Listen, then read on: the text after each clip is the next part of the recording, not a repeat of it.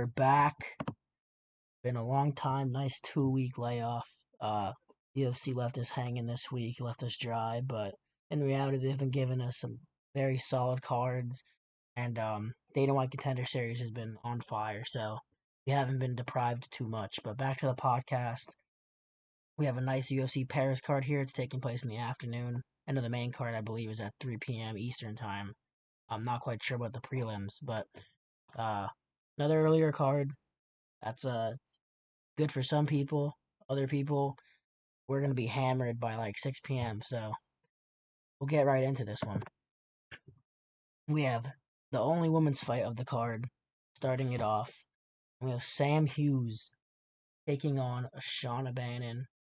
I don't really want to talk much about this. I don't think Shauna Bannon is a high caliber. I don't really think Sam Hughes is either, but there's been a recurring theme in women's MMA that you have to pass the Sam Hughes test to see if you're a really solid girl. She's a nice gatekeeper in the women's divisions, and I don't think Shauna Bannon has rightfully even earned some of her wins. She almost got knocked out by Pooja Tomar, who is extremely low level. She has that sidekick going for her. That's about it. That's where I could see her getting to success. Keep in range against Sam Hughes, but I think Sam Hughes gets through it. I'm not paying minus 340. You know how I rock live better pass when it comes to this one right here. But I do think Sam Hughes is on a slightly different tier than Shauna Bannon. So I'm gonna side with her via decision probably. What do you got on this hot hand? Yeah, Shauna Bannon is pretty bad.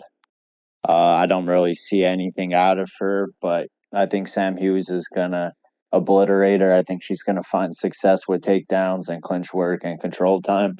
So give me Sam Hughes for the pick as a bet. I wouldn't touch anything on this fight.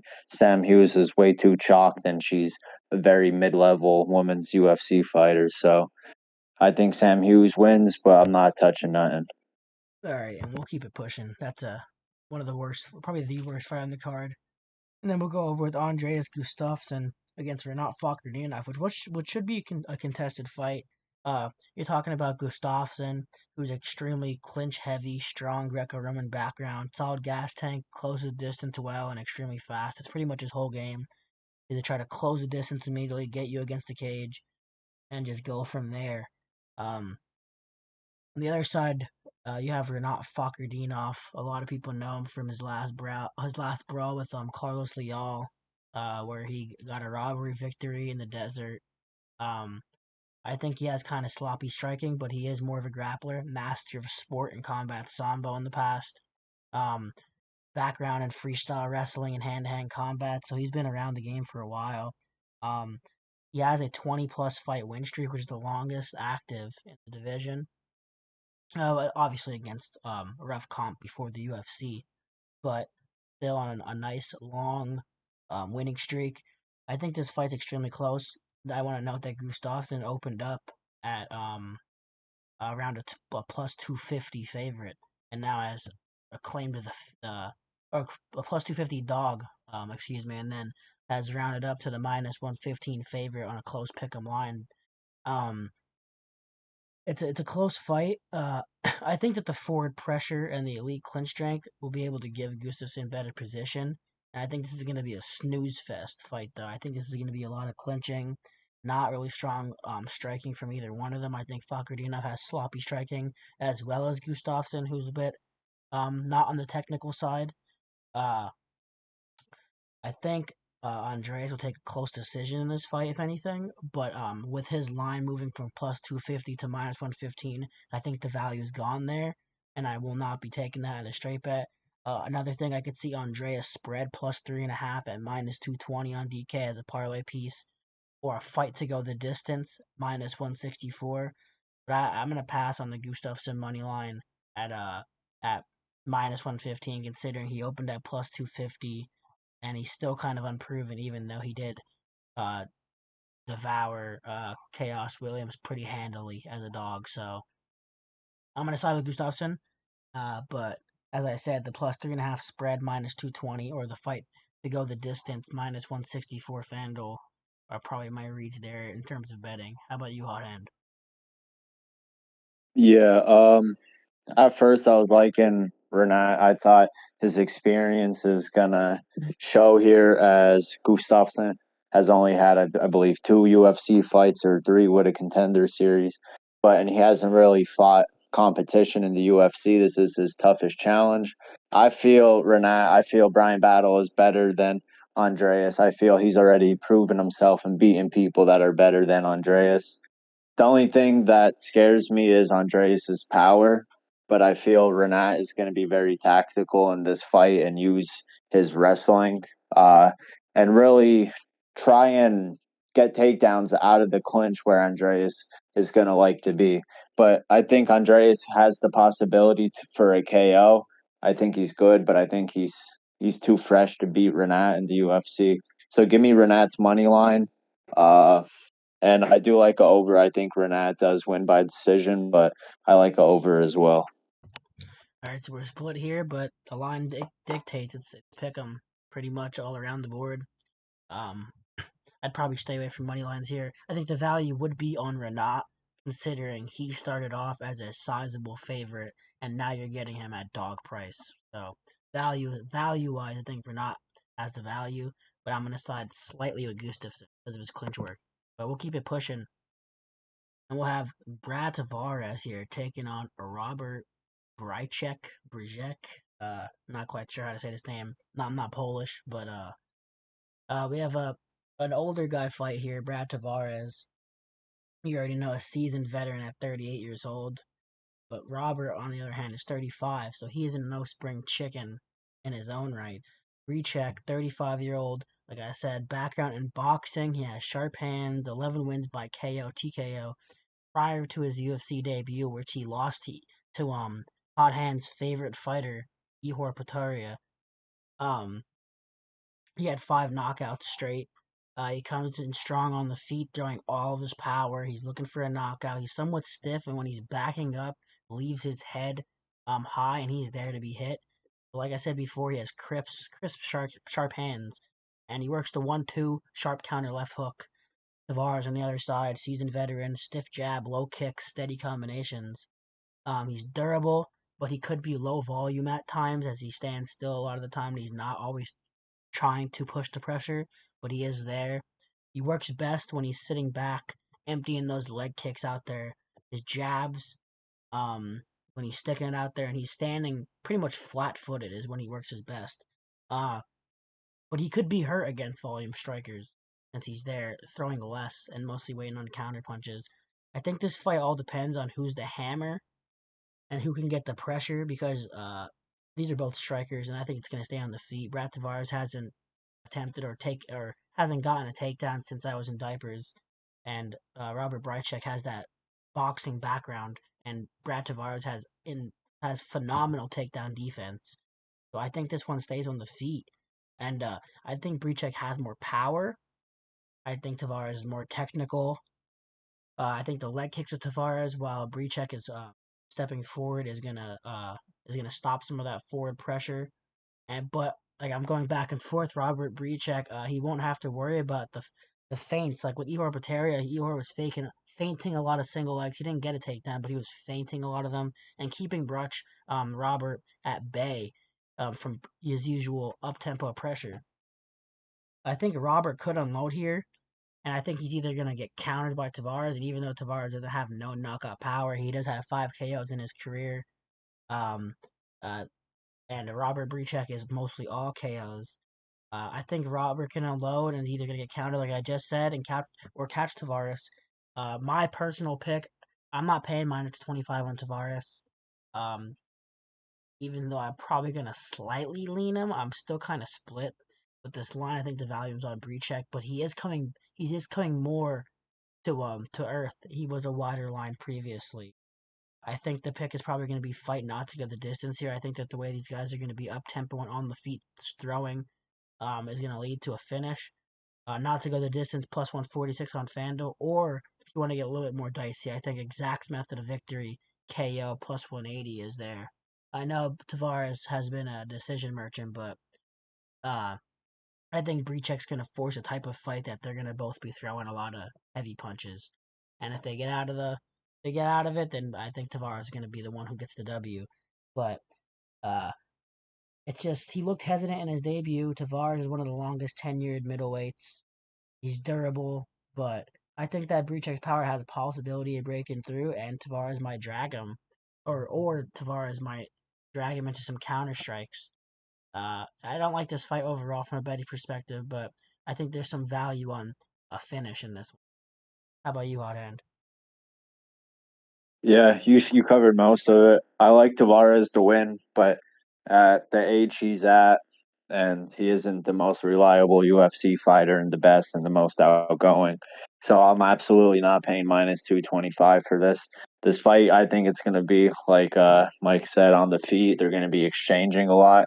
So you could sprinkle the Bryczek KO as a low lotto play, but I do like his over on significant strikes to look at once that line drops. I feel if it's like in the 20 range, maybe a little lower, I'm going to take it. I feel this fight's going to be a brawl. He does have the power to KO Tavares, but I feel that his experience will at least get him out of the first rounds where those significant strikes will start adding up.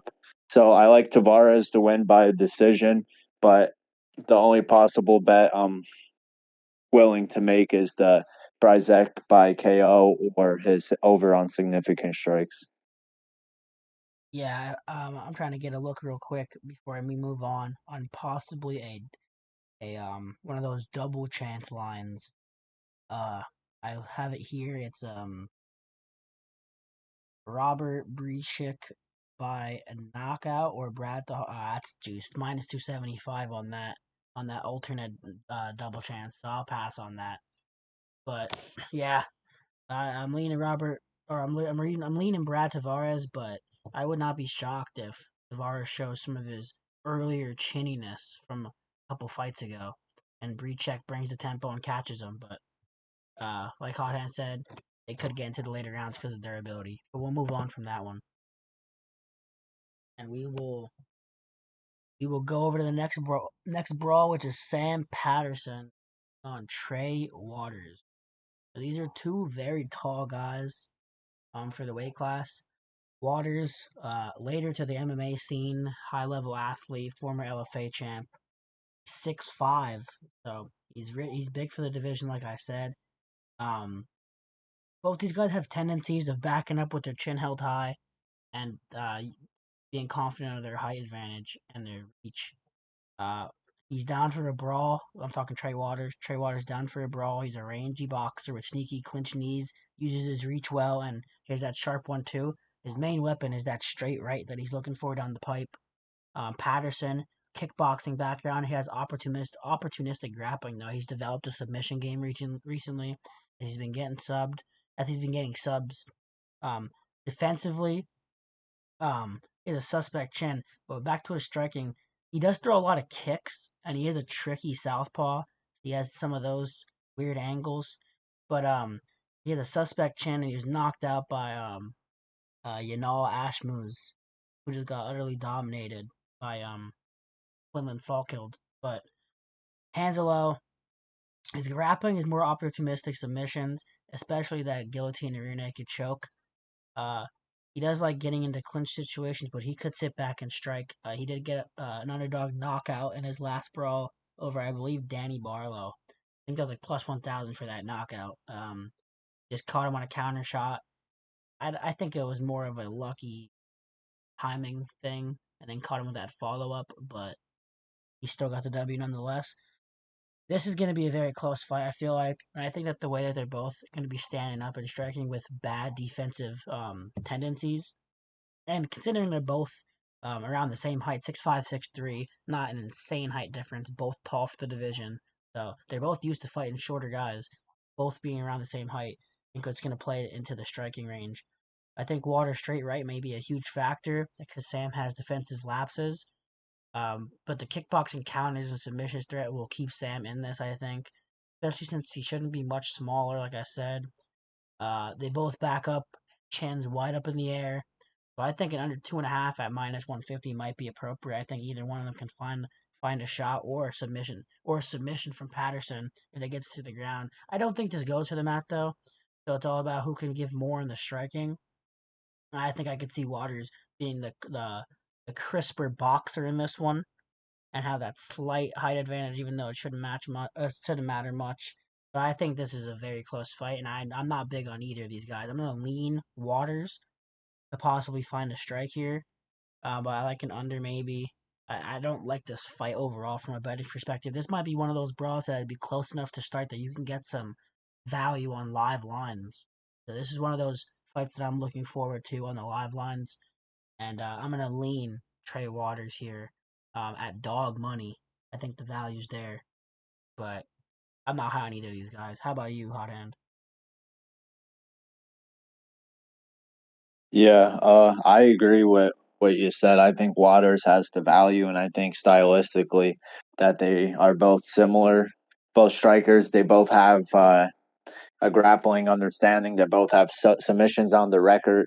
Sam Patterson just knocked out a good striker in Danny Barlow, so I feel that's why his line is where it's at. So with that being said, I think Waters is the way to go. I also do like that under 1.5 at plus 130. Both of these fighters are long and lengthy. It's easy to get a hold of a skinny neck or a long leg for some sort of heel hook or toe lock, whatever the case may be. But I feel a sub is very live and a KO is very live, as Mike said, that they don't have the best of striking defense. I could see someone getting clipped, or I could see a limb getting snatched and twisted in a submission. So I like the under 1.5, and I also like Waiters money line. All right, we'll keep it pushing. We have, I think this is the newest fight on the card. We have Harry Hardwick, former 145 champion and Cage Warriors, taking on Kawe Fernandes, who has fought LFA and has been a dog a lot of the time here. Now he sees himself as a favorite. Um, Kawhi, whatever, former Shudo box standout, Nova Union product with all those guys over in Brazil. He has great and creative striking, just like all of them there, with sharp leg kicks, but also has great BJJ purple belt, not black belt, but he trains with the best in the world, so you know that purple belt is better than a lot of these fake black belts out here. I guarantee he has better jujitsu than fucking Alex Pereira. So, uh, then you have Harry Hardwick, short notice coming up a weight class here, 155. Former champion. He's more of a pressure grinder wrestler, but he has solid boxing. More of a fundamental guy. He's not flashy. He sets up his shots with jabs, leg kicks. Uh, Grappling wise, strong clinch, top control, wears down opponents. Overall, his preference in the game plan is chain wrestling into control, making fights dirty, attritional, and grinding out those tough ones. I was torn on this fight a little bit as I was watching film, but then I kind of realized that it is short notice. Hardwick's coming up a weight class, like on a week. Cowie is like a puzzle to figure out in the striking. Unless Hardwick can really chase him down. If this is an apex, I'd be more inclined to take Hardwick. But I think Cowie or whatever is going to be able to find strikes, and he's really good at breaking clinches and just throwing head kicks or throwing shit up there. Um, so I think he can win big moments that way. Uh, I think Kyle has the profound speed advantage and a striking advantage, but Hardwick never being knocked out before is a testament. He's durable, tough, and has forward pressure, clinch strength that could be a problem if he gets to the mat and kind of holds him down. But Cowie does have a strong guard, and he could be threatening from down there. I do think Cowie at the end of the day is able to stay on the feet and move around, pick those legs apart to stop some of that forward pressure. And not a lot of lines available yet. I did see on FightOdds.io the over 2.5 at -155. I think this could be a longer drawed out point fight and partial some grappling against the cage. Um, I do want to see how Hardwick looks in the scales though, coming up to 155 on a week's notice. That if he comes out looking absolutely shredded and like a monster, you might want to possibly look to take either a live shot or some shots there because he might be able to clinch Kawhi to a boring a crotch sniff victory. But I think he gets picked apart on the feet, and on a week's notice, I'm gonna have to take Kawhi for Fernandez at -170. He's actually I was considering him for my pick for the podcast collab, but I'm still thinking. But what do you think about this one, Hot Hand? Yeah, I was thinking the same thing after Fernandes put that beat down on Garam. I never forgot about Fernandes. He literally sat him down on so many leg kicks on both of his legs that he couldn't walk. I think Fernandez's kickboxing is very elite, and like you said, he still has that BJJ background and a few subs on his record to throw up submission attempts if Hardwick does get the grappling going. But like you said, he's short notice, so he probably wasn't dieting. Maybe he had a fight coming up, but maybe he wasn't training. Maybe he's off the couch. Maybe he wasn't uh, camp already. But getting short notice called up to the UFC against a tough Brazilian isn't an easy task. And he's coming up a weight class, so how easily is he going to adjust when his game plan is the wrestling? How easy is he going to be able to take these bigger dudes down? Because 145 to 55 is a decent jump up. But I like Fernandez. I think his money line is a lot lower than I expected it to be. But I like Fernandez as his money line. Yep. So there's not a lot of lines there. Overall, I could see over 2.5, but that's on FightOdds.io. Nothing really U.S. commercial book wise released, but they'll probably come out by tomorrow. But yeah, we're both leaning Fernandez there. Now we have Marcin Tybura coming in, pick'em line pretty much against Ante Delija. This is actually a rematch. They fought back in like 2015 in M1, and Delija had like a leg injury, and Tybura won. But Tybura, we should if you watch the UFC, you've watched a lot of Tybura fights. Grappling oriented heavyweight. His striking is functional, but it's not really too dangerous. Mostly 1-2s and the occasional kick. His grappling, strong top game, clinch control, heavy ground and pound. He does have some weird submissions in there. Um, he's looking to grind fights, mix the takedowns in, bank minutes, and avoid like the big brawls on the feet. Even though he could strike, he just got that win over Mick Parkin, who a lot of people were talking up. We actually took Tabor. I remember as a dog. I'm pretty sure there against Mick Parkin, but he has a situation here against Delija, who he's fought already, but PFL alum, former champion over in PFL. He lost to Tabor, like I said. The Tabora, it was an injury though, so you can't really merit that. But the grinder control is over on his side as well. But he has that Krokop striking influence somewhat. Even though I don't really see him highly as a striker, he uses the long jab and the straight right, but it's mostly there to set up clinches and grappling attempts. But he has excellent pressure wrestling, heavy from the top once he secures position. He clinches, takedown, top control, big man suffocation style is the way he's trying to fight. I think this fight goes right into Tabor's wheelhouse, though. I don't see Delija as some insane striker. I don't see him overpowering the clinch moments or establishing long term top pressure enough. So I think Tabora grinds out a close decision. Odds are pick him right now, but Tabora opened up at like minus 210, minus 220. And the betting has come back against him as he's an older guy here. But they're both pretty old. PFL guy is some all right guys that he's fought before. He fought that big Brazilian and stuff like that. He lost to Moldovsky, but I don't really see it. I think this is a big step on debut to take on the number 7 fighter in Marcin Tybura and be a pick'em line. You've seen how these PFL or Bellator guys, minus like maybe MVP or like kinda Pitbull, have been like stuffed here. I'm gonna take Marcin Tybura again on these one of these pick'em lines. I like him though, but I also like over 2.5 rounds at plus 106. I think there's value there in the over. I think this could be a slow clinch style fight. Boring. Fight to go the distance plus 136 is also playable. You can also look at like a Tabora money line or a Tabora money line plus round 2 to start. Stuff like that.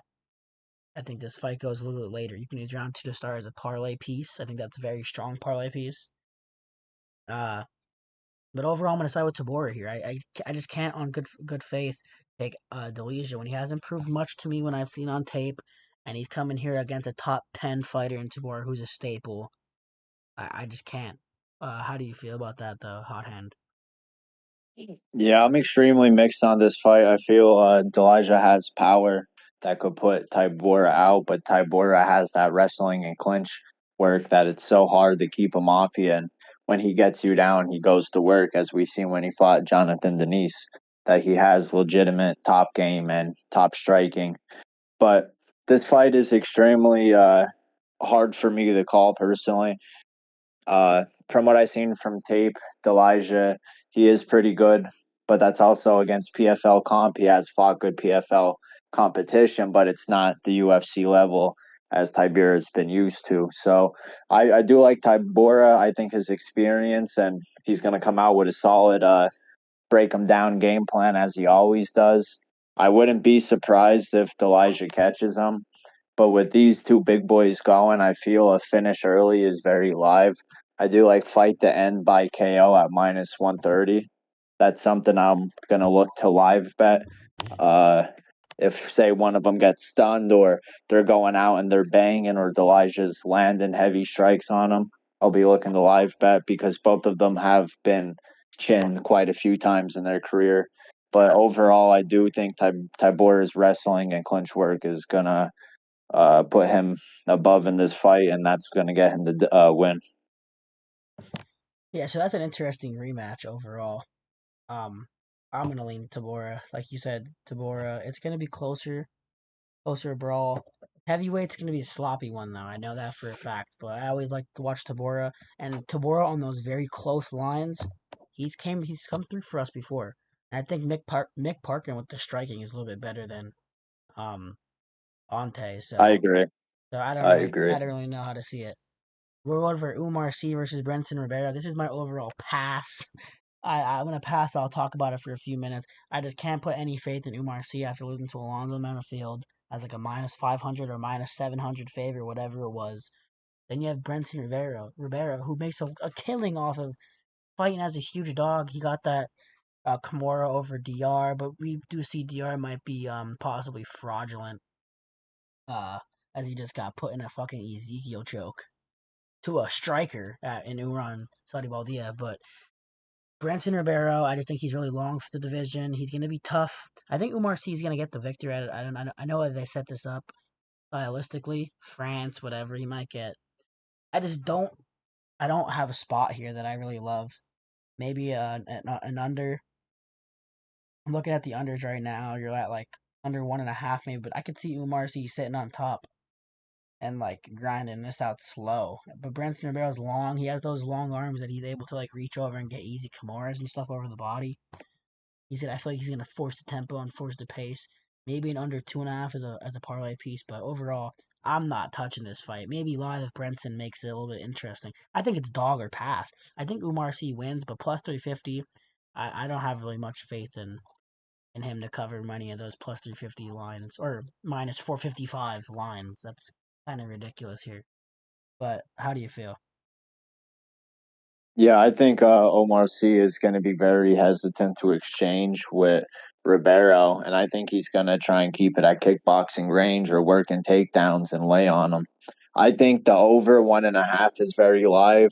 I think the fight to go to decision is very live. I like the overs. I think we're going to have a very slow fight, and we're going to see Omar C fight technical and try and get back on the or back in the win column. The only way I could see this fight not going there is, or not going to the distance, if T gets a very dominant mount position or gets a good hold of him and beats him while he's on the ground, or Ribeiro catches him on the feet. But I'm gonna play overs on this fight, and then I'll hedge it with Ribeiro by KO because I think he's live on the feet to catch Omar C.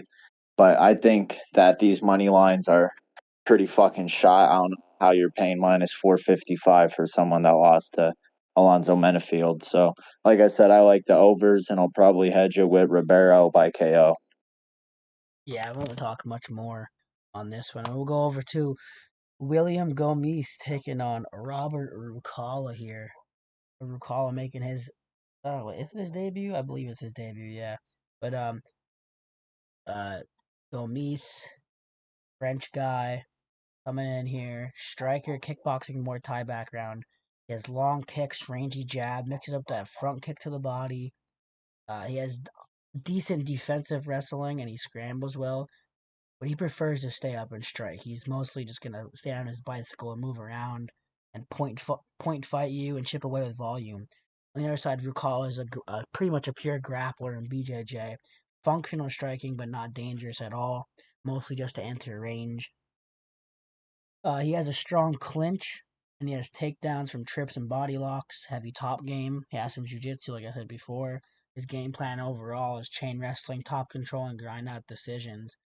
Uh, Quick to go on this, I just think if it was in the Apex, I'd be more inclined, like earlier, to pick Ruchala in a smaller cage, like how Gomis struggled. I believe it was in the Apex against Hyder Emil, where he lost a close decision.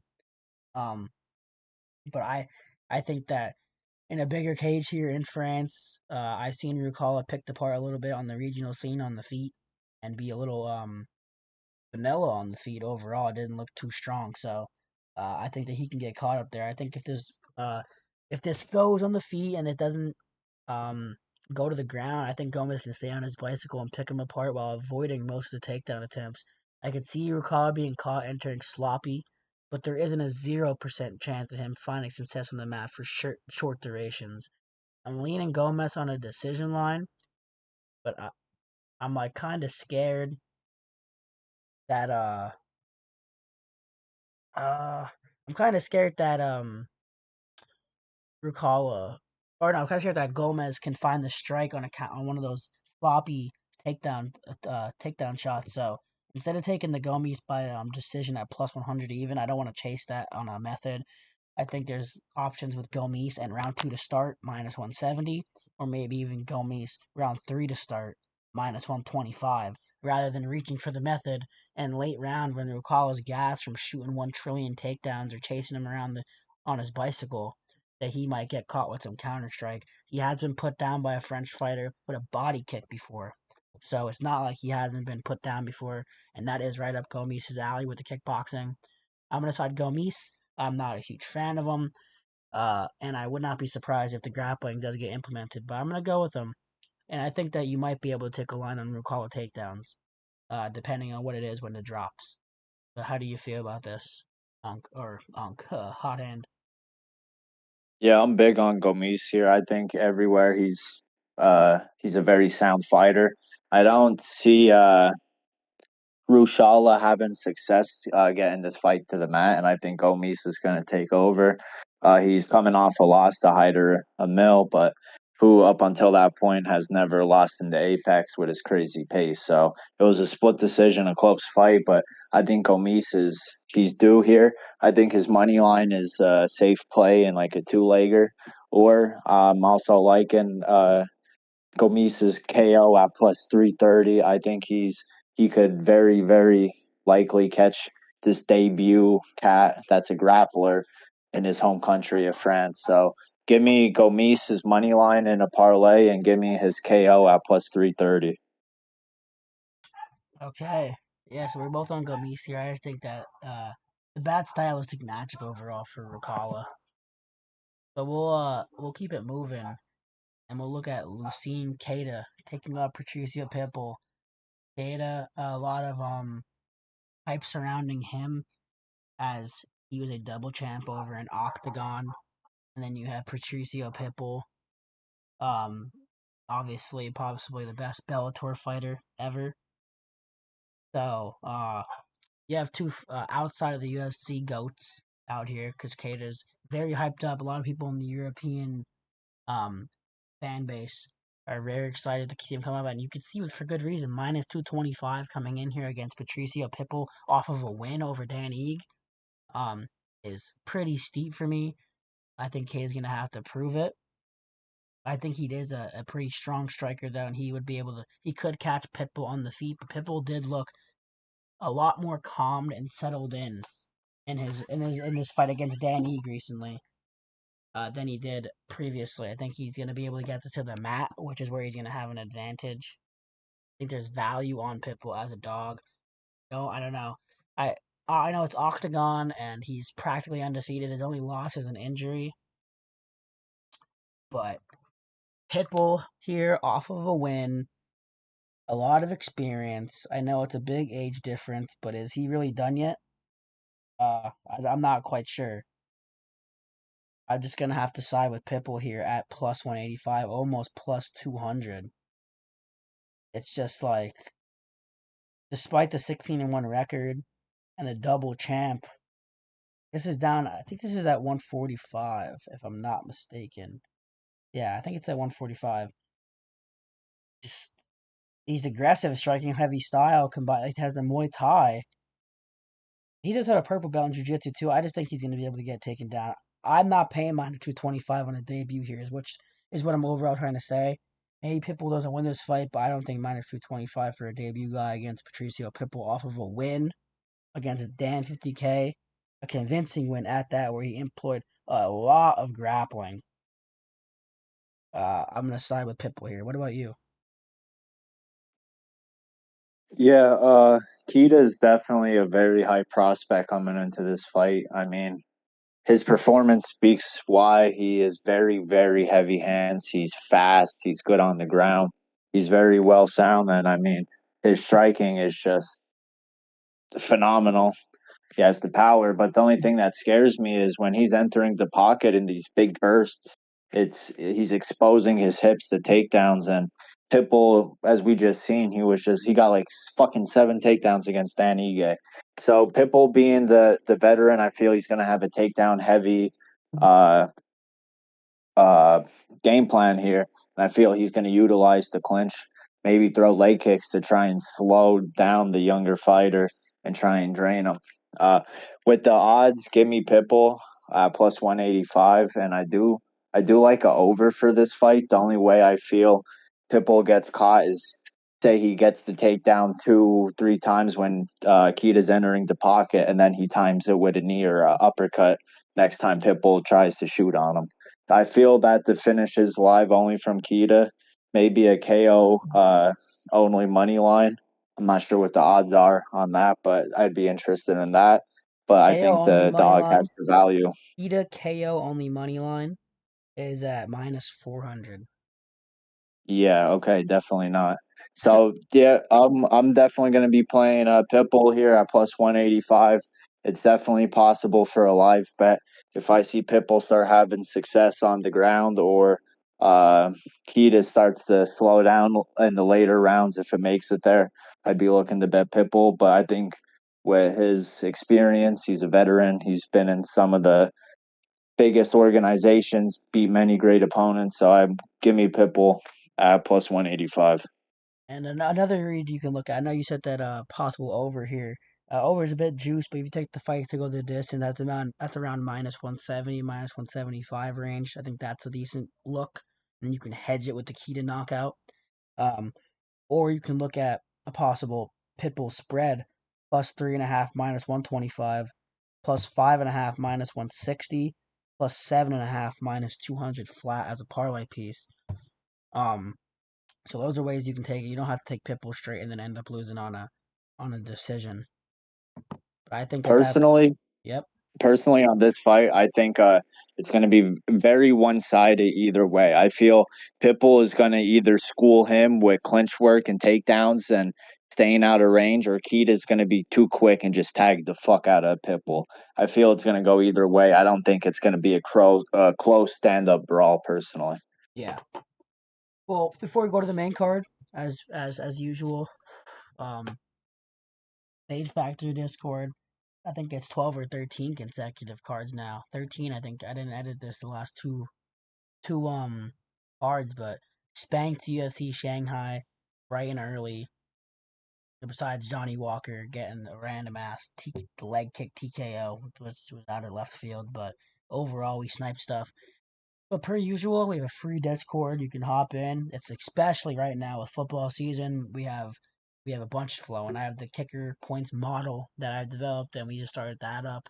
We have the batter strikeout model for MLB, and then we have a bunch of different college football guys, NFL guys, rugby, everything. We got everything in the cord. It's free, and if you want to get on the gem side, which is just for the MMA realm, which is where you're getting our where our actual picks are going, where our reads are going. Despite you listen here, we're giving you breakdowns of fights, we're giving you betting edges, but we're not taking 500 bets. So if you want to see what's really getting dialed in and what everyone agrees on, that's where you go to Gems. Like I said before, every other week, you can keep spending your $10 on some shitty Chinese food at the corner store, or you can use it to double up, get right or get left. And now we move on to the main card. We have Axel Sola taking on Reese McKee here. Sola, another debut guy, unproven for the most part, but when you look at him, he has solid grappling.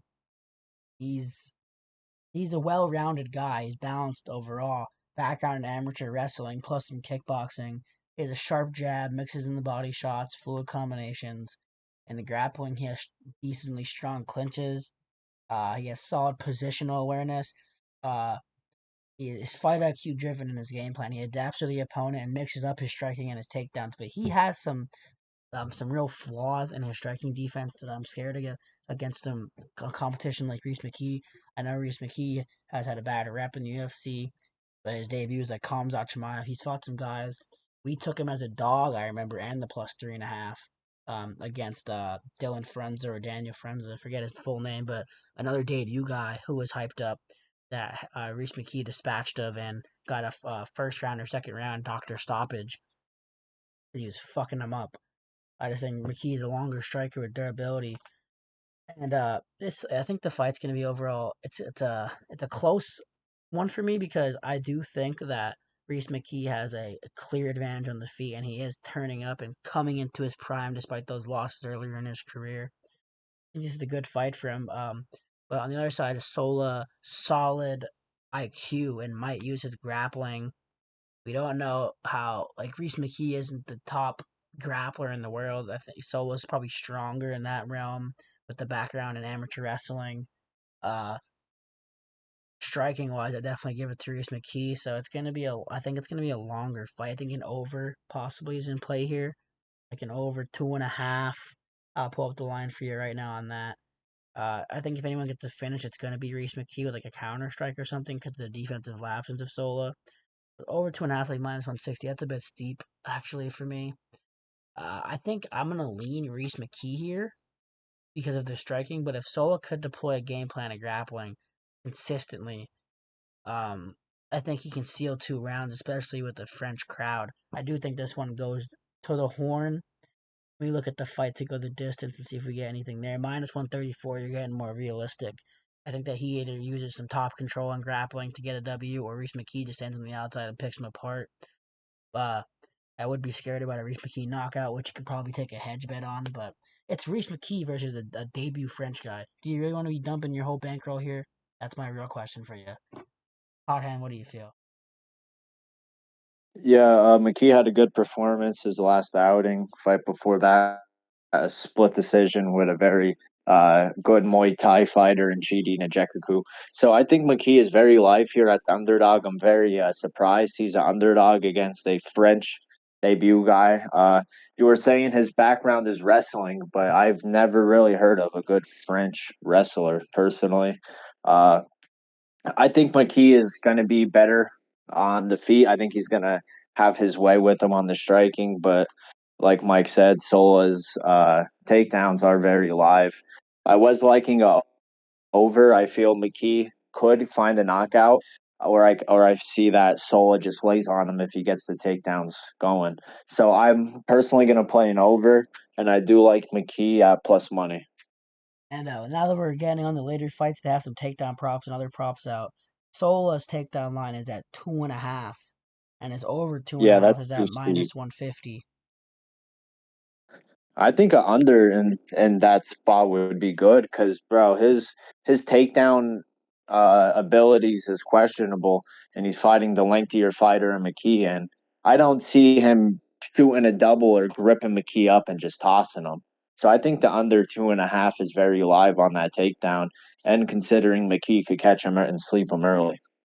Yeah, so that is might be a look, but at the same time, Solo might try spamming the takedown since he might be at a disadvantage on the feet. So I don't know. That's a good spot at plus money though at the under. But we'll keep it pushing, and we have a nice brawl here. Mason Jones taking on Balaji Oki. Balaji Oki, boxing heavy, but he's athletic. Crisp jab, explosive 1-2s, throws the power, and those power hooks. Solid takedown defense, but he prefers to strike. Puts that pressure with the boxing combos, looks for finish shots, but he can get countered pretty easily as he's getting beat to the punch a lot of the time. That muscle and stuff does it carry over late in the rounds. He did just go to a decision with Michael Aswell. He got the W, but I think the muscle and the cardio is still in question.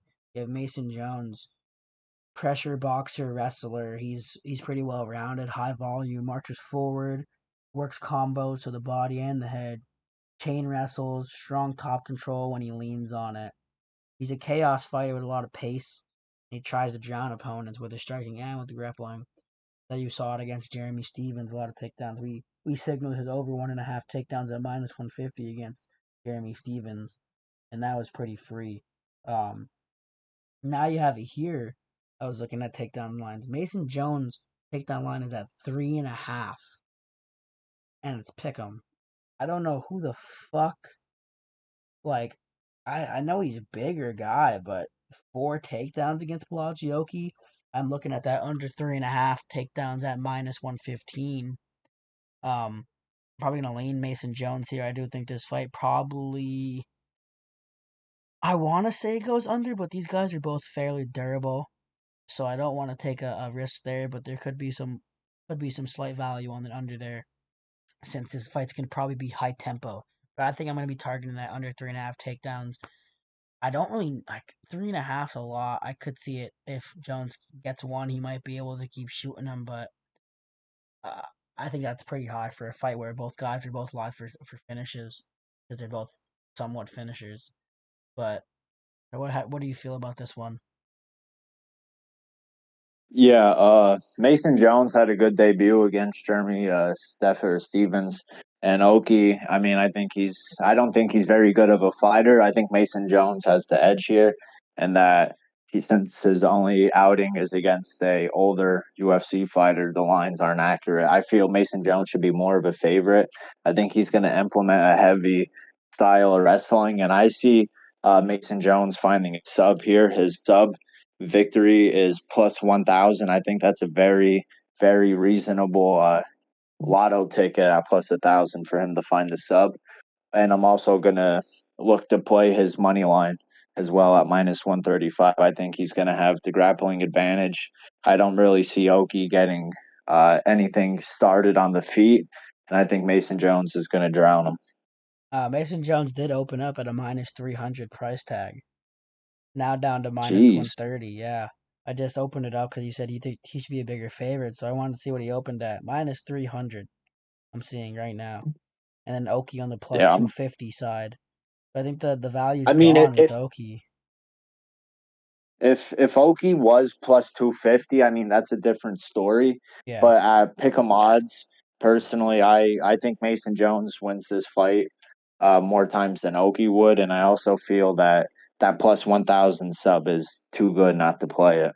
Yeah, I'm looking at, like I said before, the guys are durable, but I think the high volume, the under or fight not to go the distance at plus numbers under 2.5 at like +160 under or yeah, fight not to go the distance at like +115 +120. I think there is value there for both these guys with high pressure, but I don't think it's like a full hammer play because they both have shown durability. Mason Jones just coming off a fight with the hardest hitting 145 or Jeremy Stevens, so Yes. you don't know. But I'm gonna lean Mason Jones here as well, -300 to -135 line.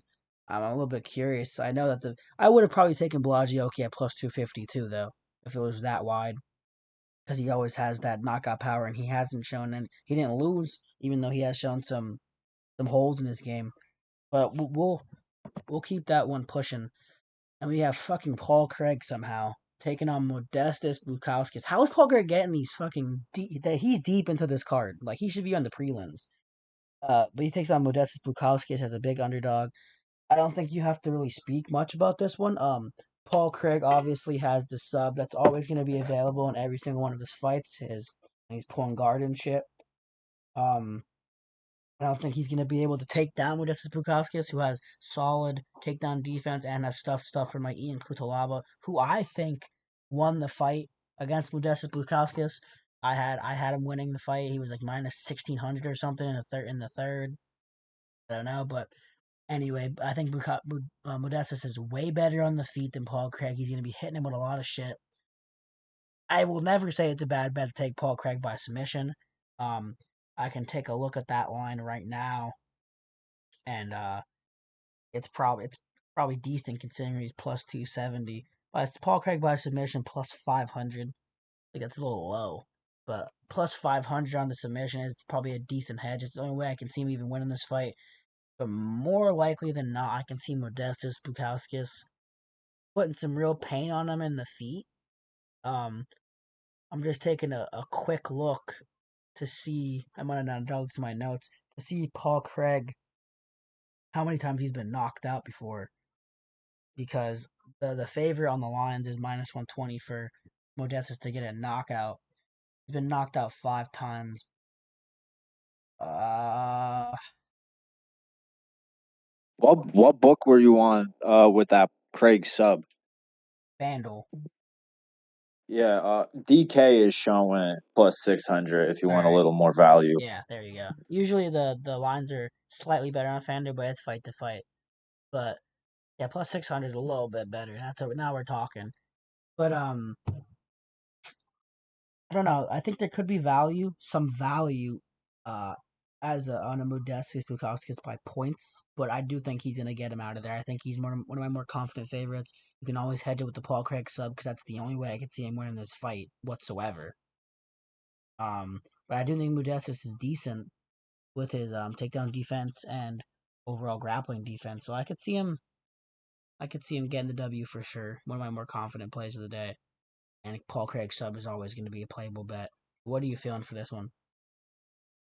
Yeah, I think Bukauskas is too early in his career for me to bet on him against someone like Paul Craig. Personally, Paul Craig is just so deadly on the ground. You slip up once and you drop him and follow him down, you could so easily get caught in something. So with that being said, I don't think Bukauskas is worth the minus 355 cheese. You could play him at KO at minus 135 if you're confident in him. But personally, I'd rather play the Craig sub at plus 600. He's always live as soon as they get into the grappling realm. So personally, I think Bukauskas wins this fight, but I will not bet anything on Bukauskas. I'm looking for that Craig by sub at plus 600. And Modestas actually opened up at minus 550. Now Wow. down to minus 350. But I still think it's a bit I think steep. I think he's the better fighter, but I don't see in what world would he be minus 500 against someone as like lethal as Craig is. Yeah, yeah, I can understand that for sure. I think minus 350 is a bit steep tag, but I do think he gets W here and avoids the submissions from Craig. Might actually starch him.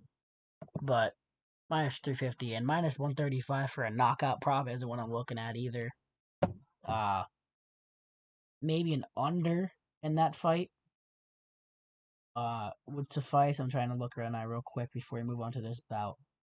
But an under 1.5 plus 114. I think I might go a little bit longer than one. Under 2.5 or a round three not to start. Maybe a route, but you can always hedge it with a Modestas decision. Round three not to start is minus 144, so that's realistic if you want to take the fade and think that either he gets the knockout or Paul Craig gets the submission. But you can always just take both with Paul Craig's numbers being that wide. But we'll move on to the co-main event. You have Mauricio Ruffy taking on Benoit Saint Denis. Um, you have the guy Mauricio Ruffy. Everyone's looking up on him. He's coming from the Fighting Nerds camp, who has praised him as possibly the best talent to come out of there. Surprisingly, uh, then Benoit Saint Denis. They were talking about Benoit Saint Denis back in the day like he was fucking French John Jones. Like back in the day before I took Dustin Poirier against him, starched him, and over here I think Benoit Saint Denis does have a path with the grappling and the tenacity if you can get inside and make this a bit more gruesome. And don't give Ruffy the range to adjust and throw all of his stuff. If he can get that impact and he can grind this against the cage and get possible submission threat, I think Benoit Saint Denis has a path, but he's on the feet he struggled. He struggled against a southpaw in Poirier, but now we have a southpaw here in Ruffy. Very creative striking, wheel fucking kicks and shit. I don't know. I do. I'm siding with Ruffy for sure. I think he finds a strike. I do like round 3 not to start -125. I'm on FanDuel. I do like that.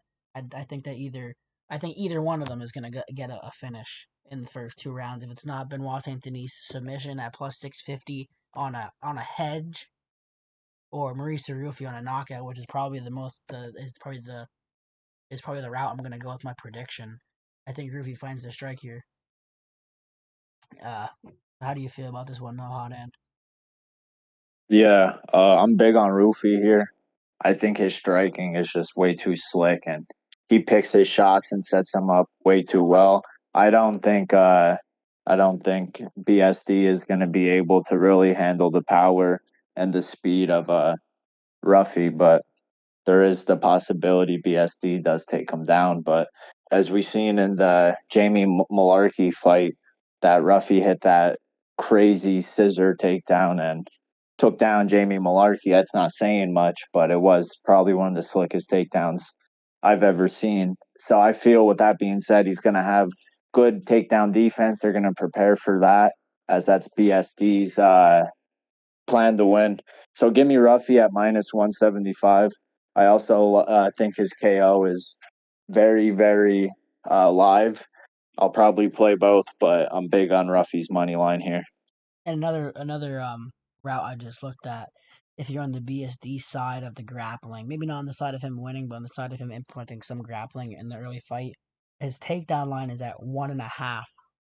Um, I think 2 takedowns is possible if this fight prolongs. So at -115 for over 1.5 takedowns, I think that is a suitable line. But we'll move on to the main event. We have Kyle Borralho taking on Nasruddin Imavov. We have pretty much a guy who, in Kaya, who was a grappler and has been growing with the striking, and on the opposite side you have Nasruddin, who is a striker who's been growing with the grappling. So I think these guys are perfect for each other, and this is going to be a brawl. I I don't. I'm very torn on this fight, where I'm going to side with. I do think Nasruddin Imavov is going to have a way. I don't think that Kyle is ready for how much of a speed disadvantage he's going to be at against Imavov on the feet, and unless he can continuously employ grappling. Um, I think that Imavov has beaten the better names. Uh, Brandon Allen, Izzy, he has a speed advantage and he has name advantage. I don't think Kyle's out of it, and obviously he's at a favorite here, and he has the jiu-jitsu and he has the grappling. I'm probably gonna be on the Imavov side here at dog money. I do think Nasruddin Imavov gets it done. What do you feel on this one? Yeah, I think both of these fighters are extremely high level.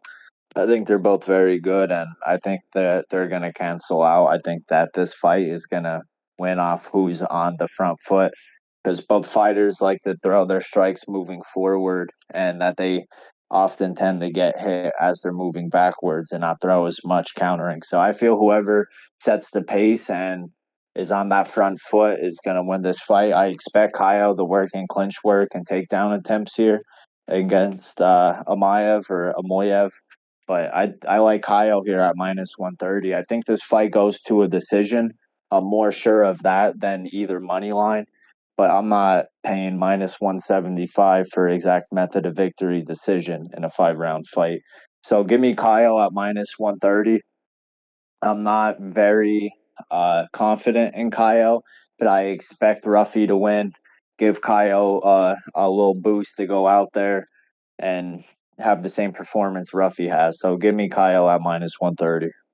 I think you're talking about like decision or something. I think I actually lean the under in this fight. I think that the way that they're both front foot and don't accept backwards pressure well may lead to some crazy exchanges come the third, fourth round. So I would also take a look at personally. I might actually play this for the main event. Fight not to go the distance at plus 136. I think that's good odds, and or the I'd probably rather play that than the under 4.5 at plus 150. I'll take the fight not to go the distance at plus 136.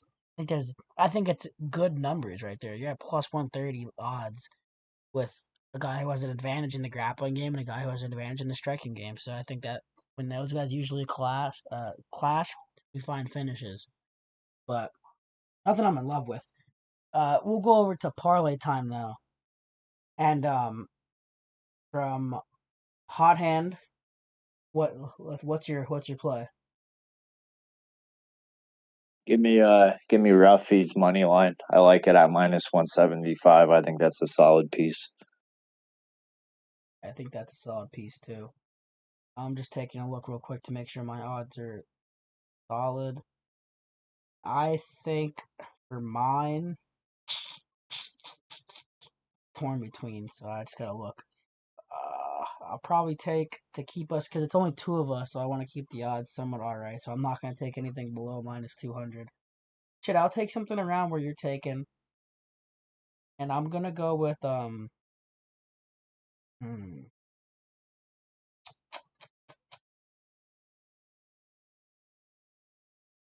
probably a fight part. I'm gonna ask for your opinion on which one I should take. You think I should take William Gomis and over 1.5, or William Gomis in round 2 to start, or um, or William or Kyle Fernandez money line? Oh fuck. I'm extremely confident in both, but I think Gomis he could catch this Yeah, fucking Polish dude early. I think that there's a potential round one yeah. KO. I'm gonna Yeah, rock I with think the short notice fight, and I'm gonna take the guy who was in the camp of Kyle Fernandez up against the Cage Warriors guy who's coming up a weight class. I'm gonna take my shot. We're gonna go with Kawhi Fernandez and Mauricio Ruffy, the Brazilian two-leg parlay. I have plus 149 odds on that on DK. I'm looking elsewhere where we could possibly get better odds. I'm seeing the same odds there. You're probably gonna get the best odds there. Plus 150 on the two-legger. You can add your own leg in there since we're missing Unk, who's gonna be on vacation for a little, and then Mo, who didn't answer, who's probably in the casino right now. So I'm just looking right now to see if there's any better books. So I'm just checking one more Bet365 real quick. Um, but no, you're gonna get your best line on DraftKings. I'm seeing. Yeah, so Howie Fernandez, Mauricio Rufi, moneyline, two-legger, simple. Hopefully it's easy. And let's get back in the wheeling column on the collab as usual. Thank you guys for coming out. Uh, and we're gonna see you at the cash counter. Hopefully. Fuck France though. Usually we're fading French fighters. Today we got a couple. Today we got a couple that we're taking, so it's gonna be an interesting card in Paris. But like I said, appreciate you for stopping in for me and Hot Hand, and see you at the cash counter.